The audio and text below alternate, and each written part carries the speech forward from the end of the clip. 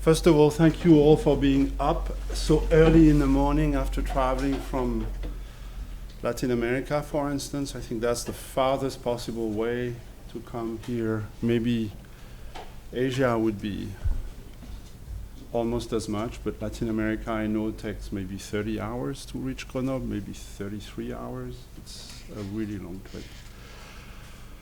I'm going to talk to you about borders and globalization. I'm preparing a book, which the first draft will be finished in a few weeks, which summarizes in a way all the work that we've done, and I'm going to talk to you about this a little bit. I want to thank the organizers for bringing me here.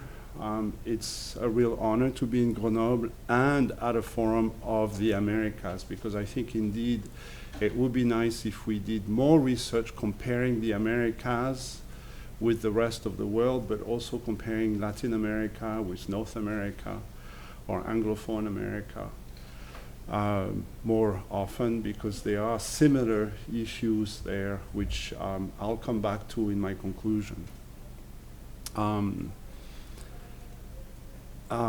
So Borders and Globalization is a large research program that I have led. I've had the honor of leading for now 6 years. We're in our last year. And at first we started with these two basic assumptions, which when I look back seem to be so obvious, but maybe they were already obvious at the time. One was that we tend to study borders from the perspective of territories and states, state and their territoriality, basically, power and state and territories, and we tend to, in a way, dismiss or not study enough, basically, what moves around those territories and across those territories, which is what I call now the connectivity, human mobilities, and trade flows. And I know even using the words mobilities and flows are controversial and not well established, but we have to differentiate these kind of movements. And also, from the perspective of borders, I thought at the time that it was really interesting to just look at how movements was bordered and if it was any different than the rest. So I'm not going to talk about all of the chapters of the book, but just some of them.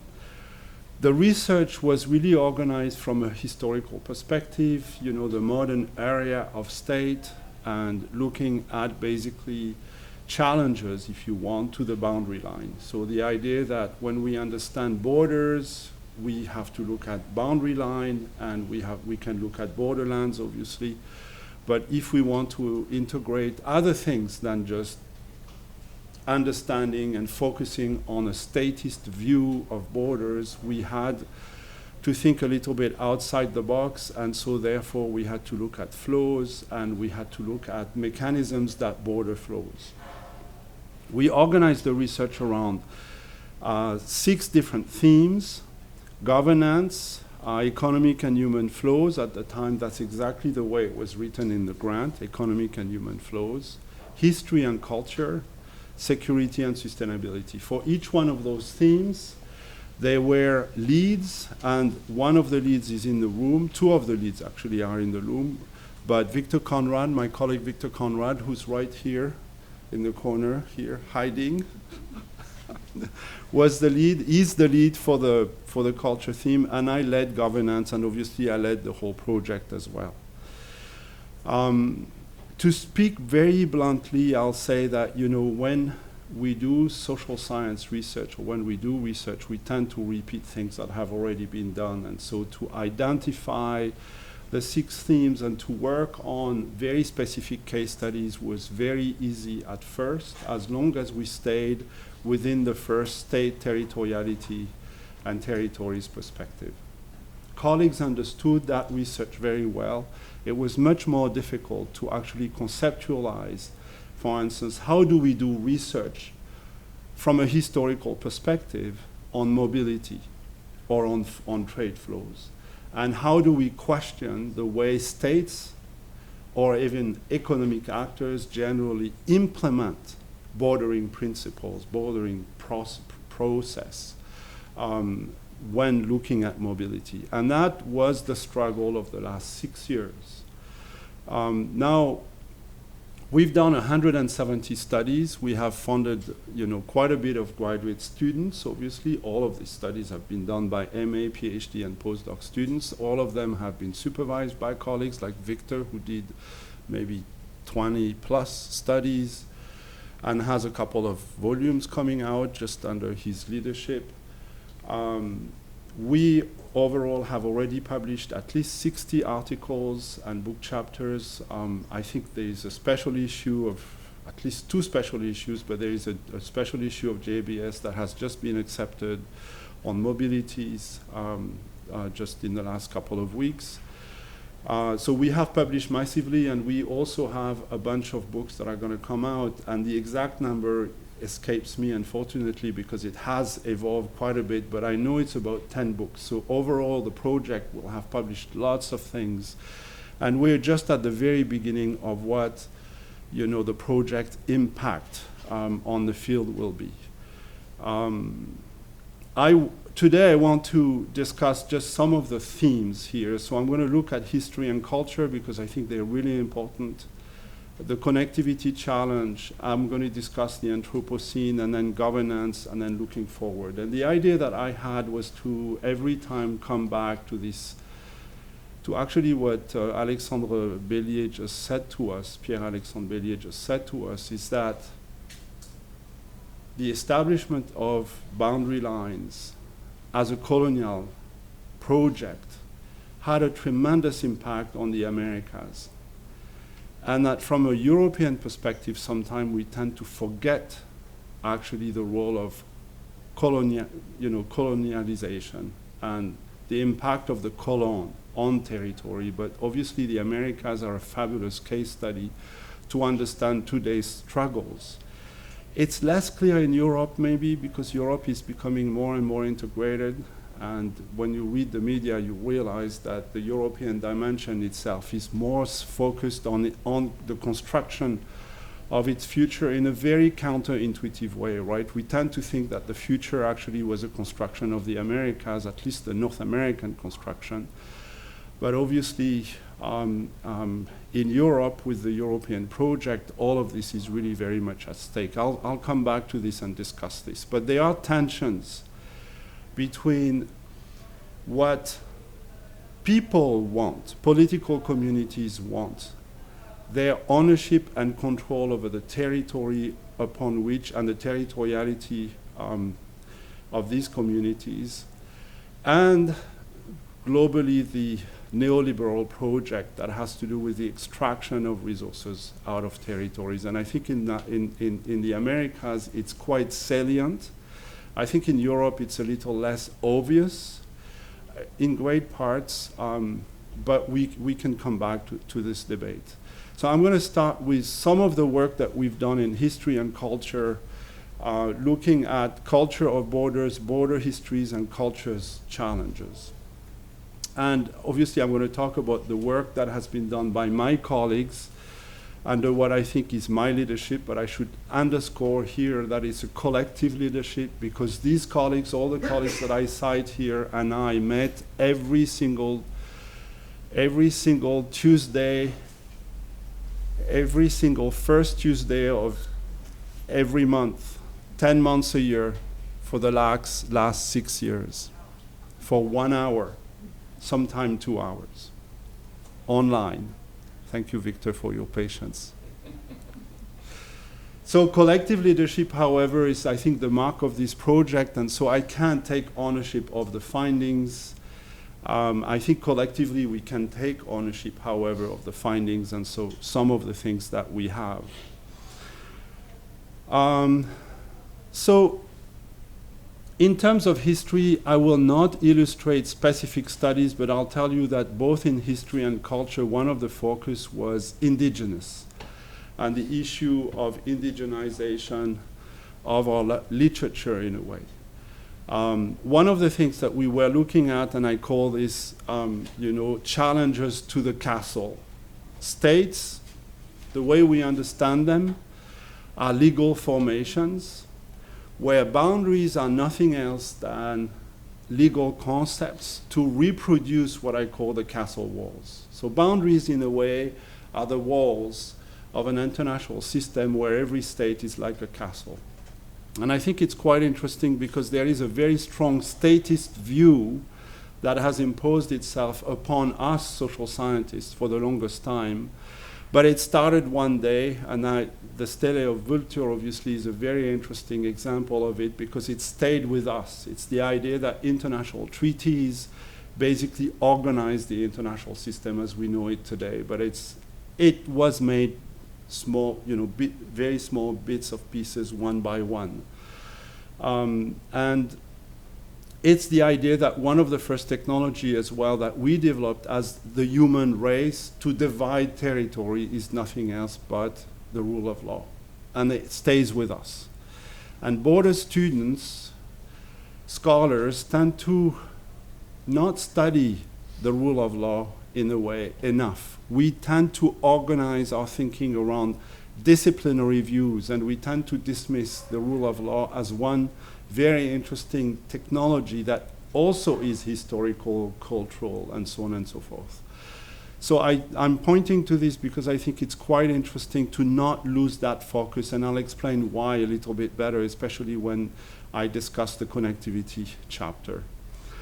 So in the modern era, the modern idea was that communities at war could also be partners in times of peace. Grotius came up with this idea, and then the Peace of Westphalia basically organized the world the way we know it today. International actors, the actors of the international relations and the world of international relations are actually not people or nations, but they are powers. Hence the link between communities, their territory and territoriality here, but also the organization of the world and the subdivision of the world through the different kingdoms and empires that dominated those powers that I'm talking about. So obviously the colonization process, 17th to 19th century, generalized this idea worldwide as colonization proceeded. And I think it had a tremendous impact on the Americas, right? It had a tremendous impact on the Americas because it systematically dismissed the will of the indigenous people across all of the Americas. Today, in the 21st century, this is the modern struggle, the recognition and the transformation of state systems in the Americas for the rights of indigenous people, for the rights of people who have actually maintained their presence, for instance, in Canada, the United States, and other places, obviously, in Latin America, throughout Latin America. But so what we see here is that we have a legal process behind all of this that has empowered very specific actors, states today, mostly states, not just not kingdoms and empire, but today most of them are states, more or less oppressive, more or less democratic. But one of the things that stays with us, and that I think we learn from all of Randy's studies, if we take them one by one or if we take them as a whole, is that social scientists tend to have a statist view. We tend to understand the history of borders from the perspective of these powers. We do not as much, and we are understanding them a bit better today, but we do not as much understand them from the perspective of the people in those borderlands, the people and the communities that are divided by these international boundaries, and the people and communities that actually in many instances not only contest the sovereign principle, contest and want to exercise self-determination, but even contest within states the idea that sovereignty applies to them when themselves they see themselves as sovereign nations that have ancestral boundaries or borders or borderlands that are not respected and not acknowledged internationally.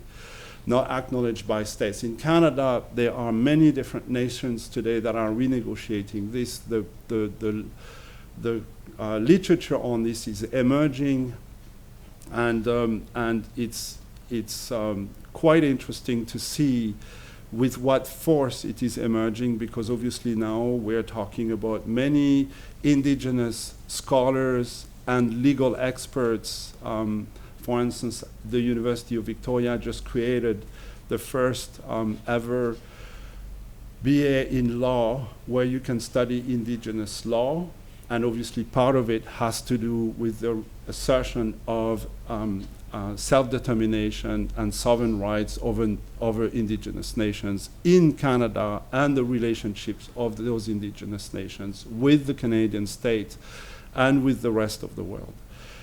So this idea that we have a statist view of borders and that we have to go beyond the statist view becomes really very important. Now, Randy has done other work, for instance, looking at the integrity of the boundary line.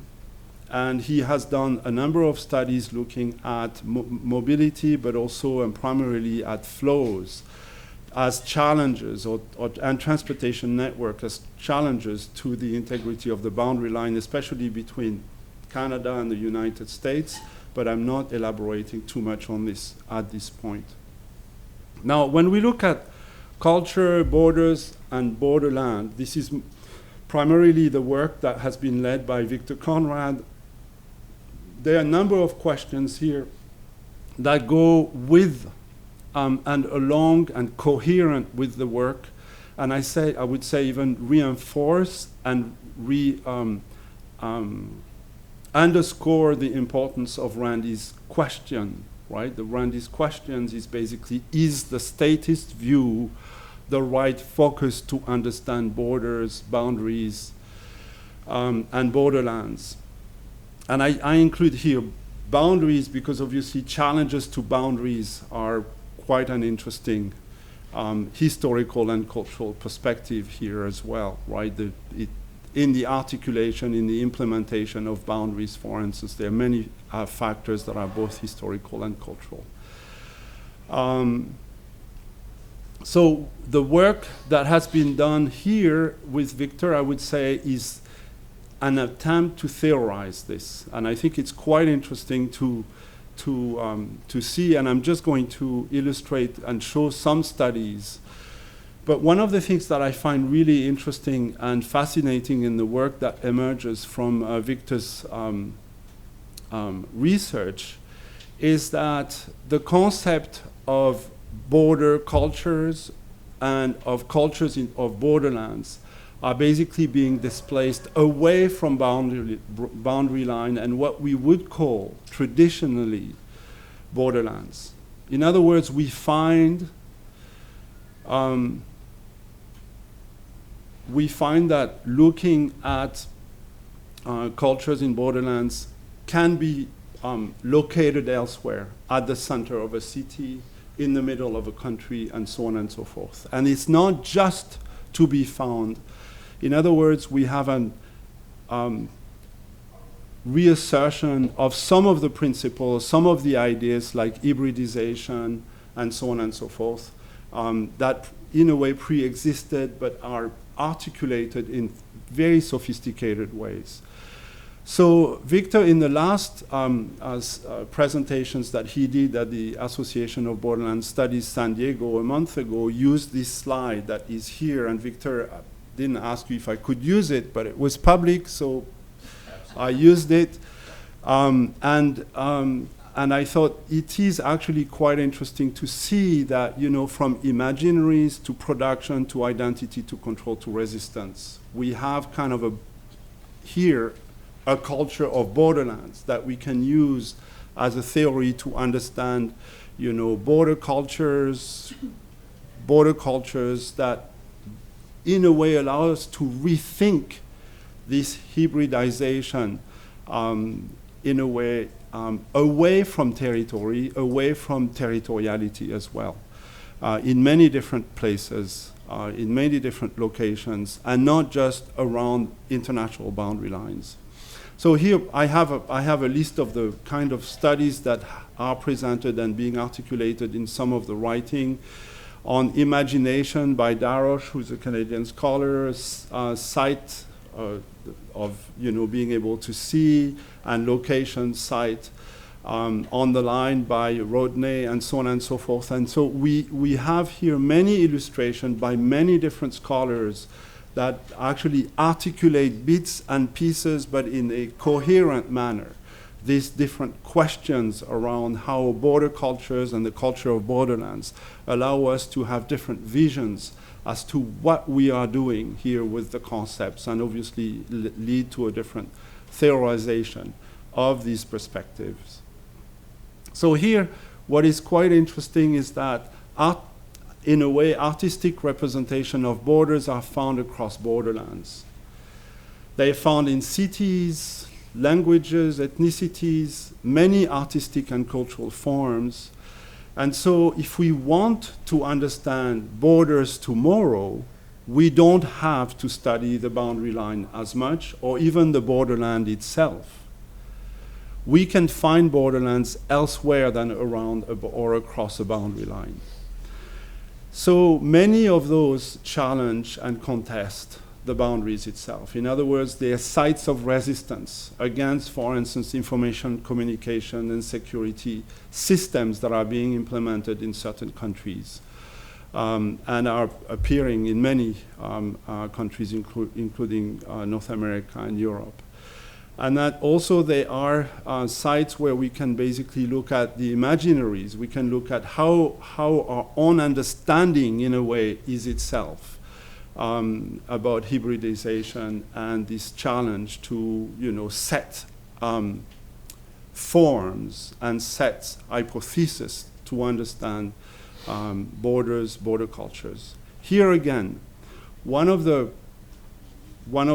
lessons, I think, is that the status assumption is really strong, and that we tend to equate culture and state, or state and culture.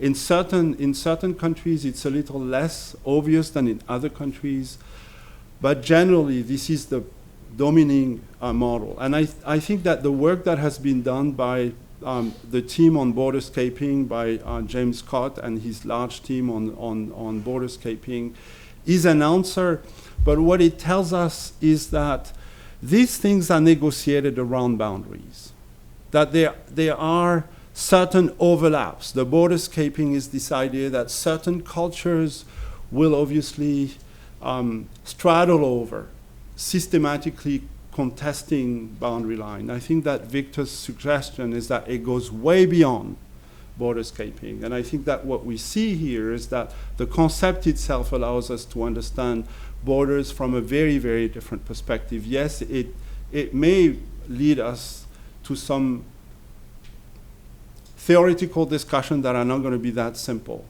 But this is what we have to contend with if you want to understand the kind of instability that the world is contending with today.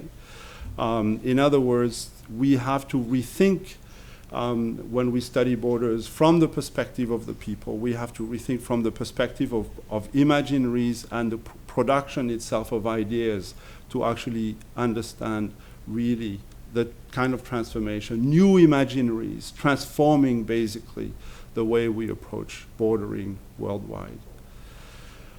Now, the connectivity challenge and flows and mobility is a very different approach that has been led by Jeffrey Hell out of the University of Lethbridge. They did a little bit more than 20 studies on this topic, and I think it's quite interesting because in the American context, especially in the North American context, he studied Alberta, and then he used his work on Alberta and mobilities and flows out of Alberta and British Columbia and some other provinces to look at the idea of the borders of connectivity worldwide. And here what is very interesting is that we are actually looking at regulatory systems. So we are looking at, the rule of law as a technology to organize, obviously, finite territories, territorialities around states where the boundary line basically should never be straddled with, and where we have, in a way, closed spaces, right? Because the law superimposes itself onto the territory of every given state. And at first, it was quite interesting to actually see how colleagues who were part of that team, people who have done political economy work primarily, and people who study, for instance, trade, had difficulties with the idea that the rule of law and regulatory system may be sometimes used as exceptions to this sovereign principle that the rule of law stops at the boundary line. And that the universe that we have basically is made up of a finite number of puzzle pieces, right, around the international community, about 193 to be exact, the number of states that are in the UN, plus about 22 if we look at some areas that are recognized by UN members or not, right? But the idea is basically this: is the rule of law actually bounded and stopped at the boundary line? So I said to them at the time that what we were to look at is obviously for regulatory systems that stop at the boundary line. That's what we've done forever. But we should also look at exceptions. And what we've discovered basically is that today exceptions actually are the new normal. Exceptions are the new normal. That means that specific products, specific individuals, specific industries can have their own regulatory systems, sometimes bypassing international boundaries, and very often actually bypassing international boundaries. So that is, in a way, a very interesting area, because this is, in a way, in terms of trade flows and human mobility, the area where we have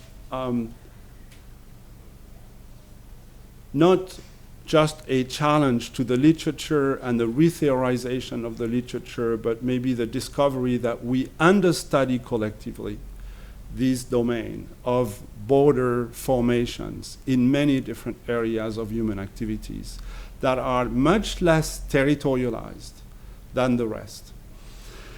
So to illustrate this, I'm going to go through a number of studies to make it quite clear.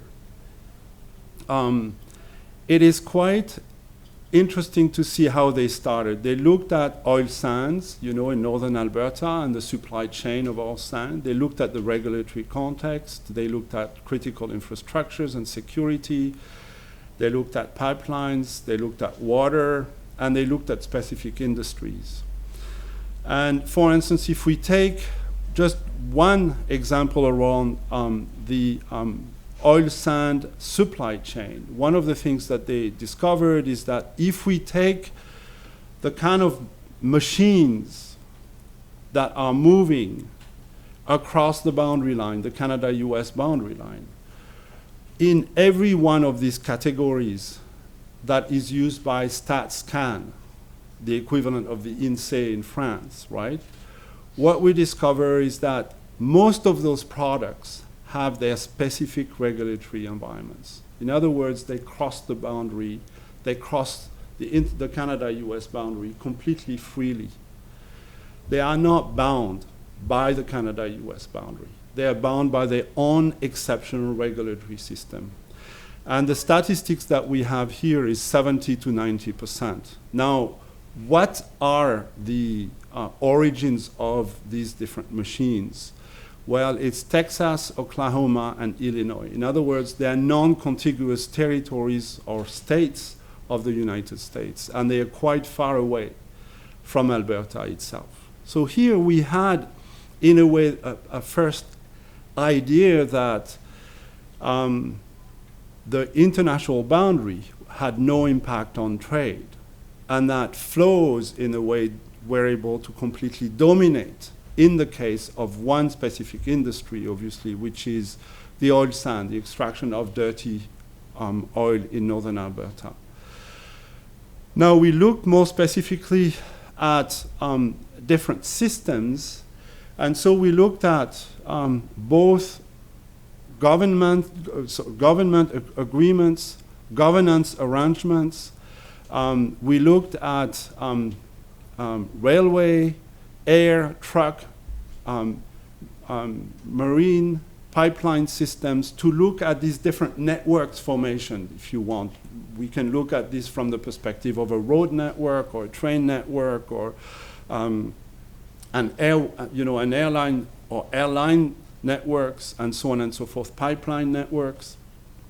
And one of the things that we realize is that all of those have specific regulatory exceptions to the boundary line. Now, it is not obviously true per se of, let's say, the rail line network, but it is true of train networks or train carrying specific goods that have the exception and can cross the border because they have their own regulatory system. And so I'm going to illustrate some of those. In terms of governance system, we looked at, for instance, the Pacific Northwest Economic Region, the PNWER, Pacific Northwest Economic Region 20 Working Group, and we realized that most of their work has to do with taking regulatory systems in different constituencies and finding the loopholes and the ways they can reconnect them and articulate them. So it's, the lowest possible hanging fruits. How can we align these regulatory systems so we create a new exception to the boundary line? And so on and so forth. So what we find here is that basically the boundary line becomes the exception itself. The old Westphalian principle in this universe, in these different industries, is basically becoming the exception, even though it is only new exceptions that are being developed. So more specifically, we looked at electricity, pipeline, and food processing. And so there are two different models that emerge out of this. And I call this a viable geometry of bordering, basically.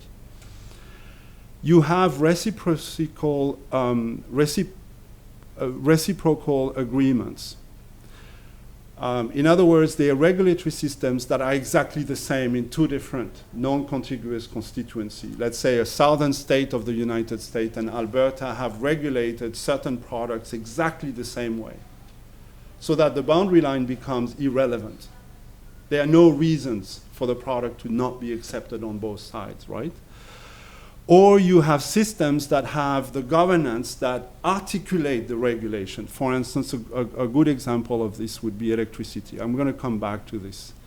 In food processing, for instance, chip making is a very good example. Potato chip making. McCain is the industry. It's a Canadian food processor that dominates the market in North America. They make chips for actually most of the Americas. And basically it's like a puzzle of all the Canadian states and the US states where certain constituencies would have the exact same regulatory systems and some don't. So you just take some of the pieces out of the puzzle and you get a sense of the regulatory system. Obviously, airways are the best way, but also train lines are the best way to move potato chips across the international boundary line because of these alignments of regulations, right? Now, how many studies in the world do we have on these kind of systems that organize, for instance, the extraction of primary goods? Like energy, right? Oil, gas, coal, electricity. So we looked at electricity.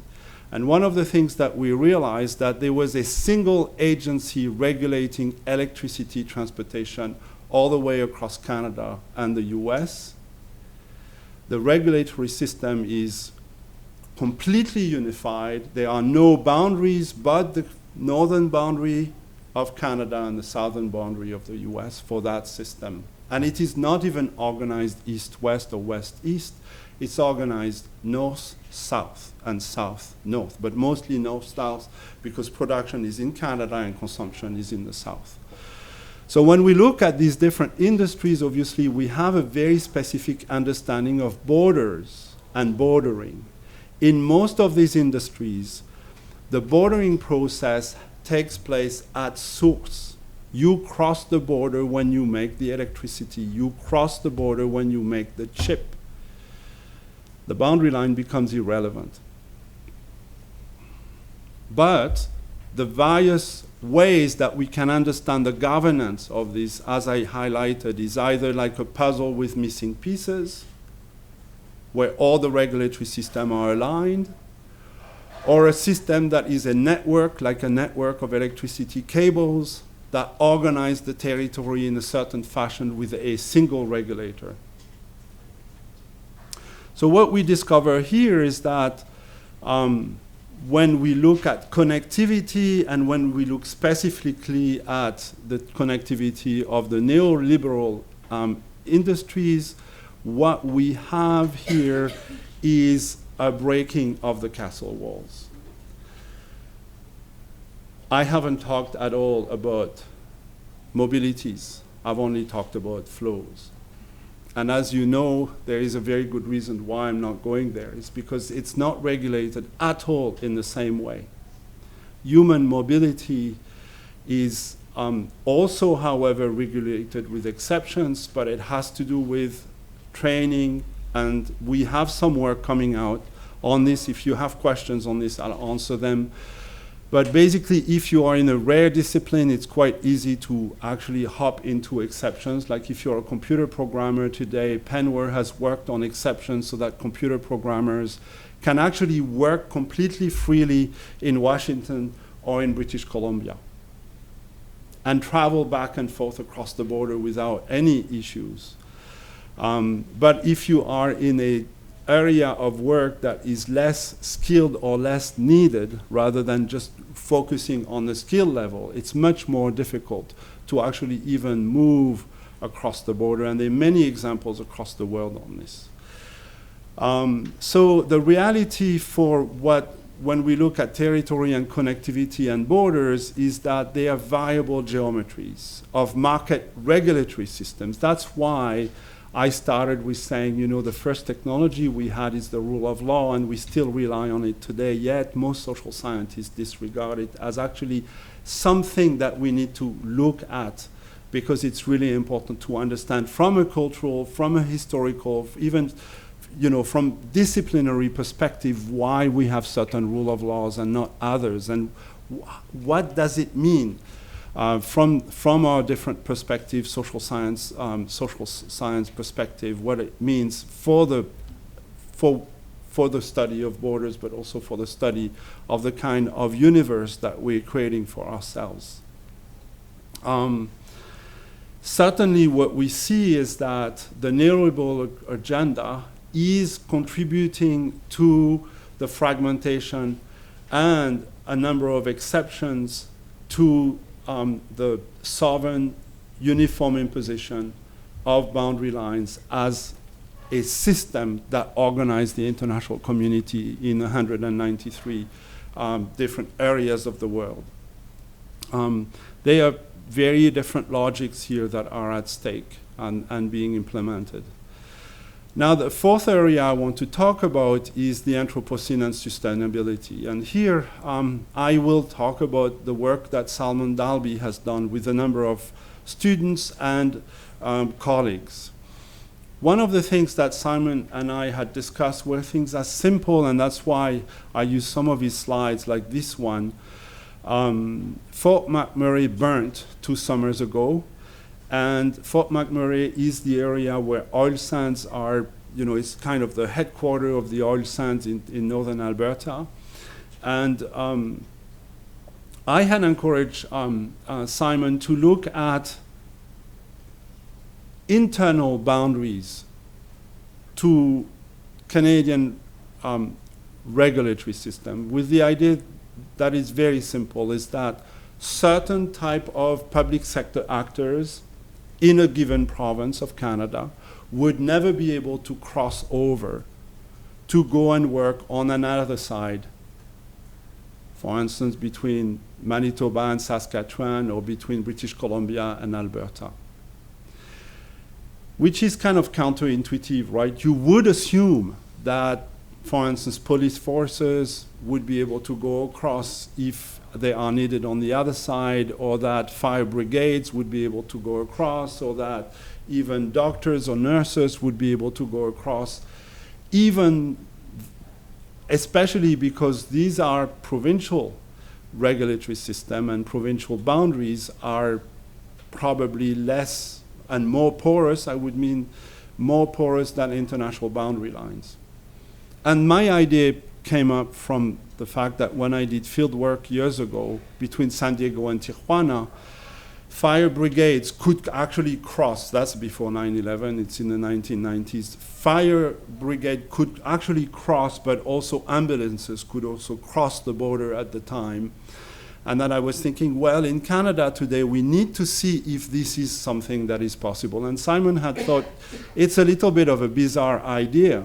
But then when Fort McMurray occurred, it was not possible to see fire brigades from outside of Alberta come and help people in Fort McMurray. It took weeks, at least many days, before the regulatory system, before the process was in place.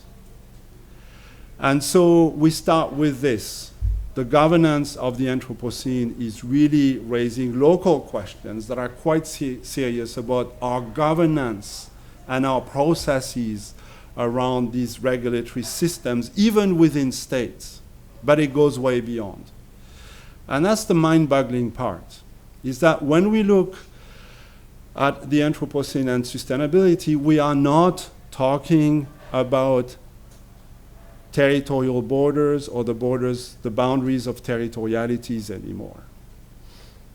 Because the borders, as understood by the scientists that study the Anthropocene, are much more ecological, chemical. They have to do with certain level of acidity for the waters, certain level of pollution for the air that make the environment completely deadly for most species, including human species. And so the issue here is that the way we think about borders is not territorialized anymore. It has nothing to do with territory, but it has to do with very specific ecological levels of, I guess,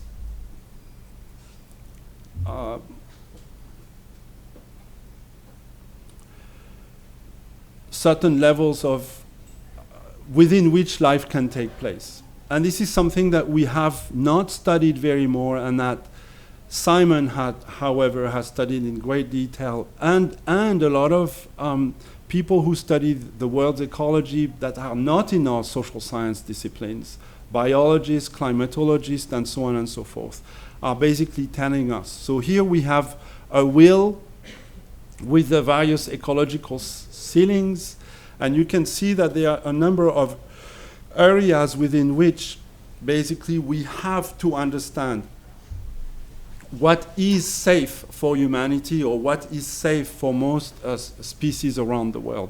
Climate change has to do with temperature. And then, I'm not going to detail them all, but I think they're quite interesting. Some of the things that Simon tells us about this is that the Anthropocene makes us think about all of this in a completely different manner. We have to basically look at this, and we have to start thinking differently about the scale, and that the scale is the whole planet. And therefore, it deconstructs everything that we've been doing for the longest time, because it changes the geopolitics of our world today. I'm going to pass on this because of time, but the lesson here is that basically we have global and ecological issues that we have to deal with to be able to understand and to be able to deal with this. The kind of civilization we live in, the kind of planet we make every day is basically at stake. I'm going to pass on the governance, and I'm going to go to conclusions because of time.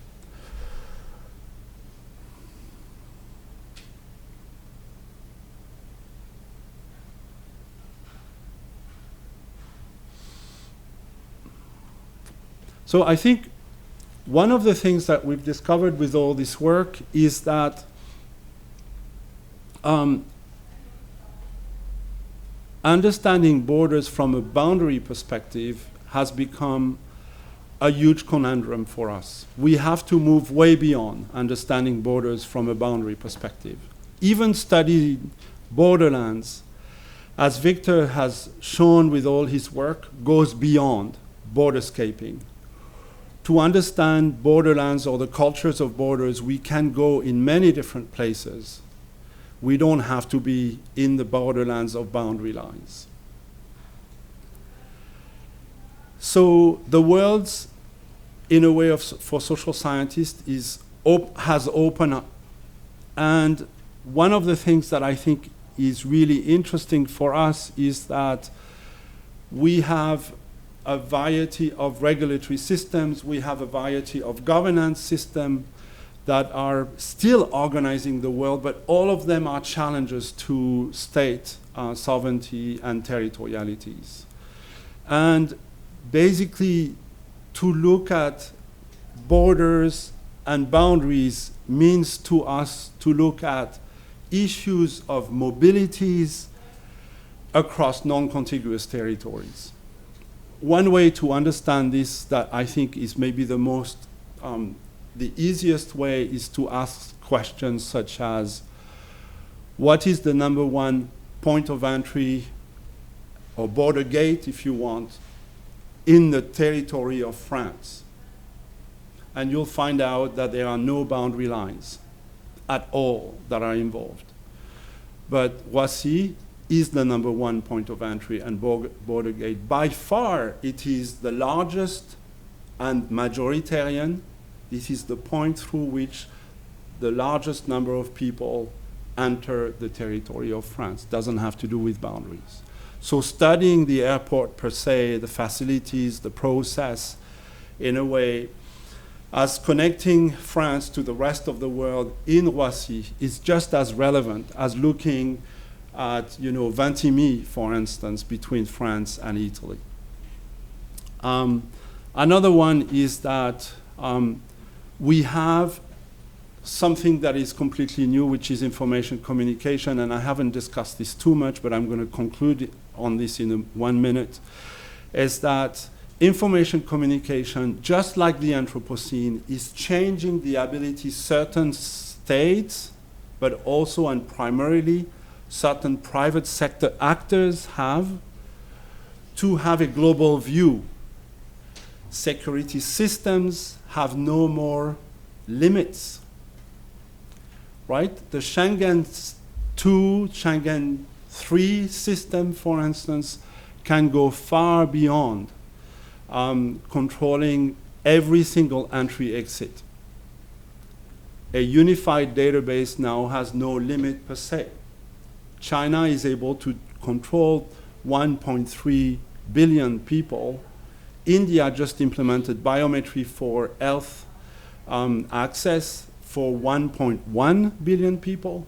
And so basically what we have here is an information communication revolution that in a way can use a given territory but can go beyond any territory. Every time you enter, exit India or China, now your biometry is entered, and every time you re-enter, it's easier because they know exactly who you are and they have your information.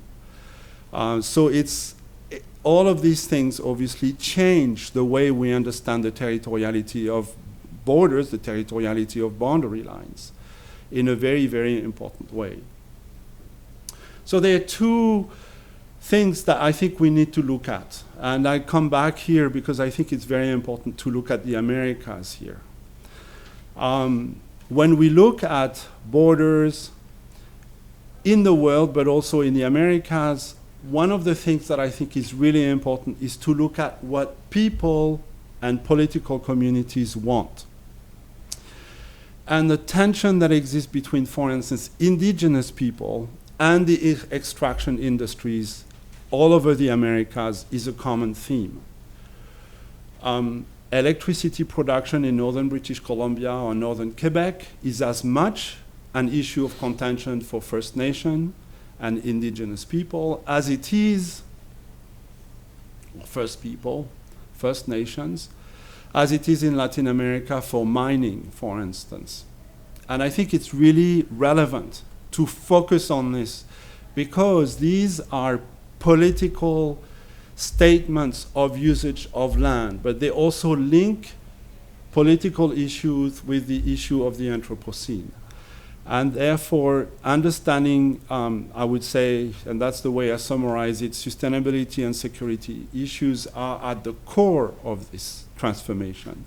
For me, from a political perspective or a political geography perspective, these are issues of self-determination and sovereignty. And they change completely the system because the great powers of the world are not able to hold this. They are at great cost. Look at the Syrian example. So in other words, we have to study this to understand, in a way, the territoriality of borders in the future. And with assumptions that states will further fragmentate and or that legal system will further fragmentate. And I would assume that the fact that legal systems within states and across international relations will further fragmentate is just the first piece of the puzzle. Now there is rich field work in the Americas on this, just by focusing on First Nations. But the nativist agenda is not only to be found in North America. You find such issues around very specific anchors in Europe as well, with all of the regionalist and nationalist movements that have different construction, yet similar perspective. If you do interview work in the south of France, as I just did, for instance, you find that they built certain issues around the Provençal identity, for instance, which is something that surprises me, but which is quite strong across some of the interviews that I did. Now, the second aspect that I think is really important is to understand mobile border logics, but also the implementation of border ring processes, in other words, process to create border and to border humans, but also flows. And I think here what's quite interesting is to look at information communication as a process, as a technology that allows for the infinite. Rob Walker, you know, who's a well-known scholar in international relations, said to me, well, it's the difference between what we studied in the past, it's a horizontal piano with, you know, all of the different keys, and today the piano is vertical. In other words, to the infinite vertical, right? The number of categories doesn't matter. Because of information communication, we can basically single out every single movement. We can code bar. We can biometric. We can use the biometry for any single mobile object. And so here, what we have in the Americas is a focus on these connectivities and on these trade flows, looking at points of entry, points of extraction, and the transportation and security networks to actually look at how these, the Americas is being transformed by the extraction industry. And this is as valid, I think, an hypothesis in northern Canada as it is in southern Latin America. Thank you very much.